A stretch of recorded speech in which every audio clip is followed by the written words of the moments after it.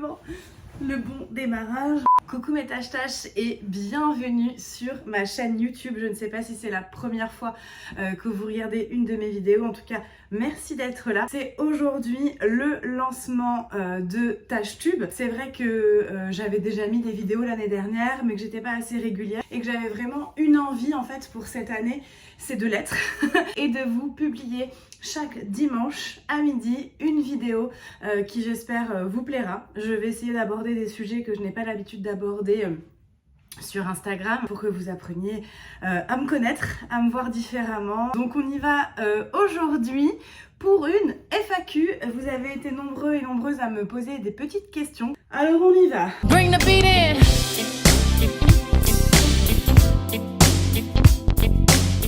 J'ai une question qui est revenue 2 fois. Je vais l'aborder tout de suite. Il y a une personne qui m'a demandé « Je pense que tu aimes les femmes » et ensuite m'a dit « Est-ce que tu es bisexuel ?» Déjà, je trouve qu'en 2021, mettre une case sur les gens, sur la sexualité des gens, c'est un peu dommage. Maintenant, depuis 2 ans et demi que vous me suivez sur Instagram, vous commencez à me connaître. Et que si j'avais été homosexuelle, je pense que je vous l'aurais dit depuis longtemps. Je ne suis pas fermée au fait de peut-être être avec une femme. Ça m'a jamais traversé l'esprit, en tout cas du moins d'être en couple avec une femme, mais hétéro-curieuse, si ça te va comme réponse. As-tu fait des rencontres ces derniers mois pour trouver un amoureux ? Eh bien, je ne vais pas tout mettre sur le Covid, la situation sanitaire, etc. Même si, on va se l'avouer, c'était quand même compliqué dans ces circonstances de rencontrer quelqu'un. J'ai essayé différents types de sites de rencontres. J'en ai fait quelques-uns, hein. J'ai roulé ma bosse, comme dirait l'autre, et non, il n'y a rien. Comment en es-tu arrivée à te rendre publique ? J'avais pas du tout prévu d'être influenceuse et d'être un personnage public. J'ai posté une photo il y a 2 ans sur Insta pour parler de mon histoire. Je pensais vraiment pas en arriver là aujourd'hui. Il y a des hauts et il y a des bas. Je pense que je ferai une vidéo aussi là-dessus où je parlerai des difficultés dans ce monde de l'influence, de vous donner mes ressentis par rapport à tout ça, parce que c'est pas que du positif et comme vous le savez, j'ai toujours été transparente avec vous là-dessus. Question suivante, pourquoi ne parles-tu jamais de ton papa ? Je vais répondre honnêtement, c'est pas facile à répondre parce que je ne veux blesser personne, j'ai déjà eu ces conversations avec mes sœurs. J'ai un papa qui a fait que je suis là aujourd'hui et qui n'a pas été là pour moi dans ma vie. Aujourd'hui, je n'ai plus aucune animosité avec cette personne. J'espère qu'il est heureux là où il est, je sais qu'il s'occupe très bien de mes sœurs. Et c'est le principal. Et j'ai un papa de cœur qui m'a élevée et qui a épousé ma maman et qui est comme voilà, la personne qui a été là pour moi toute ma vie. Je ne parle pas de mon papa de cœur souvent parce qu'il aime pas trop que je parle de lui sur les réseaux. Et concernant mon père, on n'a plus du tout de communication. Donc voilà, si jamais tu tombes sur cette vidéo, j'espère que tu vas bien. En tout cas, tu peux le voir, je vais bien. C'est vrai que je me suis souvent posé la question de savoir si j'allais vous en parler ou pas. Et par rapport à mes petites sœurs qui n'ont pas eu le même papa que moi, même si voilà, on a eu le même père, mais vous voyez ce que je veux dire. Elles ont eu un papa présent, moi un papa pas du tout présent. Et du coup, je ne voulais blesser personne. Maintenant, elles sont grandes et elles comprennent qu'on a une histoire différente avec lui. Voilà, maintenant vous comprenez pourquoi je n'en parle pas. Quels sont tes projets pour l'année qui arrive ? Le gros projet, c'est cette chaîne YouTube, en espérant qu'elle grandisse. Il y a un projet secret que pour l'instant, je ne peux pas vous en parler, mais ça va être chouette. Il y a également un reportage qui va être fait à la télé, qui va bientôt sortir, et une autre émission de télé, vous allez me voir bientôt. Le Tâche Tour, que j'espère développer encore et toujours. Et la nouveauté de cette année, c'est que je vais proposer des talks dans lesquels vous allez pouvoir me rencontrer, où on va parler d'acceptation de soi, de self-love et de plein de choses, d'harcèlement scolaire, de cyberharcèlement, et je crois que c'était important d'en parler, pas que dans les écoles. Est-ce que j'ai fait des études ? Oui, j'ai fait des études. J'ai fait un CAP petite enfance, un BEP sanitaire et social. Ensuite, j'ai eu un bac sciences médico-sociales. J'ai ensuite fait des prépas pour être éducatrice de jeunes enfants. Et à la suite de mes études, je suis partie travailler à l'étranger. De ce fait, je parle plusieurs langues. I speak English and you are espagnol. Je me la pète, mais en vrai, l'anglais et l'espagnol, ce sont des langues que je ne pratique plus trop.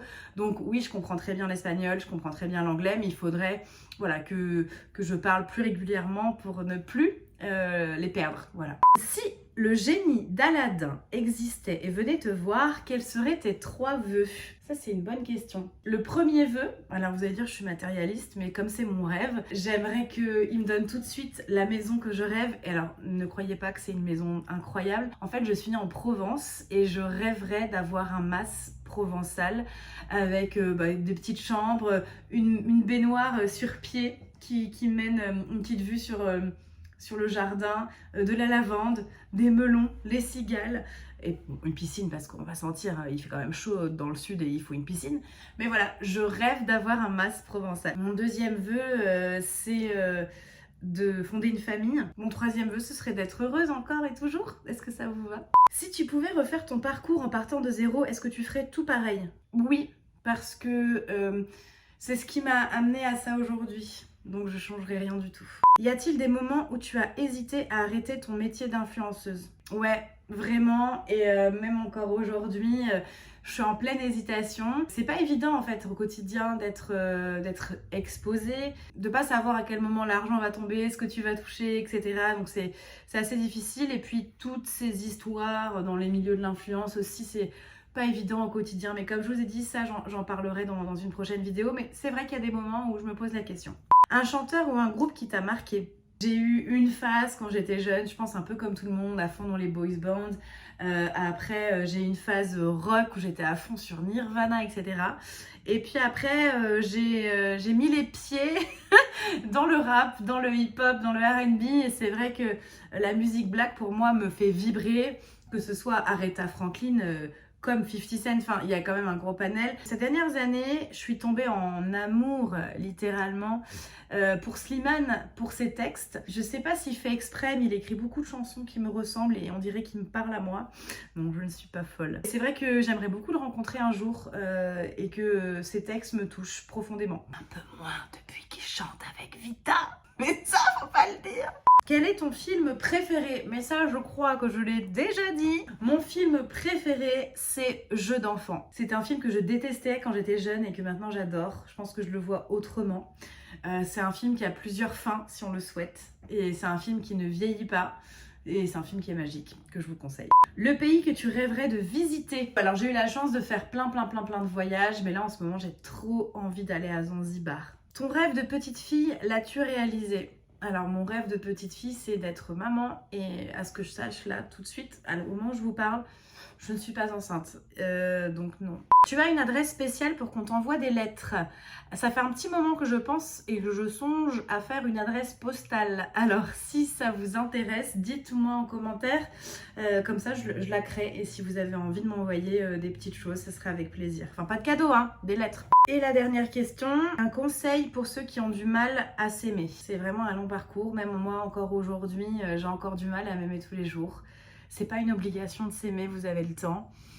Entourez-vous de bonnes personnes sur les réseaux sociaux, essayez d'aller vers des comptes qui vous ressemblent et puis prenez le temps qu'il faut, ça viendra, je vous le garantis, je te le garantis. Et voilà, c'était pour vous la FAQ 2021. Surtout si cette vidéo vous a plu, je vous invite à la commenter, à la liker et surtout à vous abonner à ma chaîne puisque cela me donne une force incroyable. Je vous embrasse mes tâches et n'oubliez pas, self-love. Bring the beat in.